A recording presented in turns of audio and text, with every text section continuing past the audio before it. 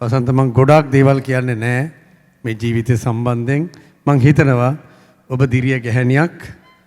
ඔබ මේ ප්‍රකාශ කරේ සියලුම ගැහැණුන් වෙත පිරිමින්ගෙන් සිදුවන ඉතා කර්කශ වේදනාව පුපුරවා හැරීමක්. කෑගල්ල වගේ තැනක ඉඳලා කොළඹ හරහා ඉතා දුෂ්කර ගමනක යෙදුණු ඔබට පින්. මේ ගීතය ගැන මම කියන්නේ නැහැ. මේ ගීතේ තව මොහොතක් හෝ මේ පෙම් නර්තනය කියන එක මගේ පණ්ඩිත කෑල්ල වෙනස් කරේ කුලේ අයියා. මේ පෙම් රංගනය කියලා කනට එකක් ගහලා එක හැදුවා. කුලේ ස්තුතියි.